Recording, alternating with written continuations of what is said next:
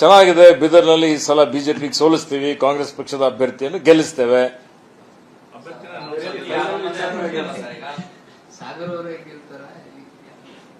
ನೋಡಿ, ಈಗ ಸಾಗರ ಒಬ್ಬ ಆಕಾಂಕ್ಷಿ ಆಗಿದ್ದಾನೆ ಇವತ್ತು. ಮತ್ತೆ ಅದರಲ್ಲಿ ವಿಶೇಷವಾಗಿ ನನ್ನ ಸ್ನೇಹಿತರಾದಂಥ ಮಾಜಿ ಸಚಿವರಾದಂಥ ಮಾನ್ಯ ಶ್ರೀ ರಾಜಶೇಖರ್ ಪಾಟೀಲ್ ಅವರು ನಾನು ಚುನಾವಣೆಯಲ್ಲಿ ಸ್ಪರ್ಧೆಗೆ ಇಷ್ಟ ಇಲ್ಲ, ಮಾಡಲ್ಲ ಅನ್ನುವಂಥ ಮಾತನ್ನು ಹೇಳಿದ್ದ ನಂತರ ಸ್ವಲ್ಪ ಹೆಚ್ಚಿನ ಪ್ರಮಾಣದಲ್ಲಿ ಪ್ರಚಾರ ಆಗಲಿ ಅನ್ನುವಂಥ ರೀತಿಯಲ್ಲಿ 8 ಕ್ಷೇತ್ರದಲ್ಲಿ ಇವತ್ತು ಸಾಗರ ಸುತ್ತಾಡಿದ್ದಾರೆ. ಇನ್ನಿತರ ಅಭ್ಯರ್ಥಿಗಳು ಇದ್ದಾರೆ.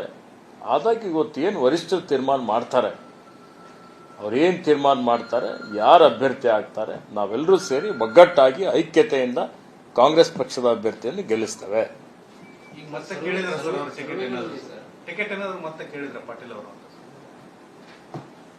ಅಲ್ಲ, ನನಗೆ ಮಾಹಿತಿ ಇಲ್ಲ, ಪಾಟೀಲ್ರಿಗೆ ಕೇಳಿ ತಾವು. ನಮ್ಮ ಸ್ನೇಹಿತರಿದ್ದಾರೆ, ಮಾತಾಡ್ತೇನೆ ಅವರಿಗೆ. ಎಲ್ಲ ಅದು ನಿಮಗೆ ಮಾಹಿತಿ ಇದೆ. ಇವತ್ತು ವರಿಷ್ಠರು ಯಾವುದೇ ವಿಷಯ ಇರಲಿ, ನಾನು ಒಬ್ಬ ಪಕ್ಷದ ಶಿಸ್ತಿನ ಸಿಪಾಯಿ ಇದ್ದೇನೆ. ಇವತ್ತು ಏನು ಪಕ್ಷ ತೀರ್ಮಾನ ಮಾಡ್ತದೆ ಆ ತೀರ್ಮಾನದ ಪ್ರಕಾರ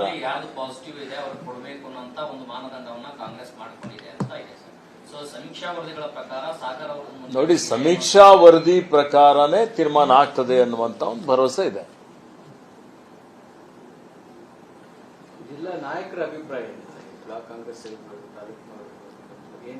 ಎಲ್ಲಾ ಅಭಿಪ್ರಾಯ ಕ್ರೋಢೀಕರಿಸಿ ವರಿಷ್ಠರಿಗೆ ಕೊಟ್ಟಿದ್ದಾರೆ. ಎಲ್ಲರ ಅಭಿಪ್ರಾಯ ತೆಗೆದುಕೊಂಡೇ ಒಂದು ತೀರ್ಮಾನವನ್ನು ಮಾಡ್ತಾರೆ. ಎಲ್ಲರೂ ಒಗ್ಗಟ್ಟಾಗಿದ್ದೇವೆ, ಯಾವುದೇ ರೀತಿಯ ಭಿನ್ನಾಭಿಪ್ರಾಯ ಇಲ್ಲ. ಇವತ್ತು ನಾವೆಲ್ಲ ಕೂಡೇ ಐಕ್ಯತೆಯಿಂದ ಇವತ್ತು ಕಾಂಗ್ರೆಸ್ ಪಕ್ಷದ ಅಭ್ಯರ್ಥಿಗಾಗಿ ಶ್ರಮ ಮಾಡ್ತೀವಿ, ಮತ್ತೆ ಗೆಲ್ಲಿಸ್ತೀವಿ, ಬಿಜೆಪಿಯನ್ನು ಸೋಲಿಸ್ತೀವಿ.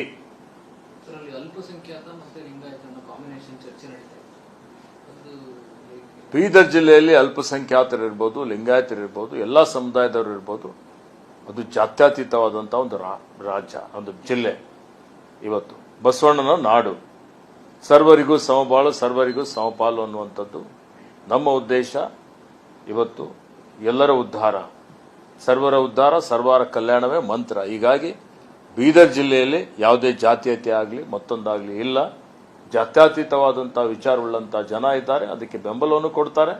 ಹೀಗಾಗಿ ಈ ಸಲ ಕಾಂಗ್ರೆಸ್ ಪಕ್ಷ ಗೆಲ್ತದೆ.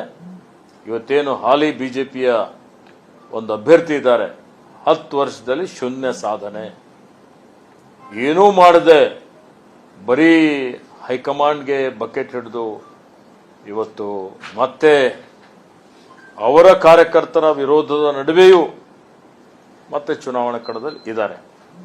ಅವ್ರು ಬರೀ ನಕಾರಾತ್ಮಕವಾದಂತಹ ಒಂದು ವಿಷಯಗಳನ್ನು ತೆಗೆದುಕೊಂಡು ಬಡವರಿಗೆ ನಾವು ಕಾರ್ಯಕ್ರಮ ಏನು ಕೊಡ್ತಾ ಇದ್ದೀವಿ ಅವೆಲ್ಲಾ ಕಾರ್ಯಕ್ರಮಗಳನ್ನು ತಡೆಗಟ್ಟಲಿಕ್ಕೆ ಪ್ರಯತ್ನ ಮಾಡುವಂಥದ್ದು.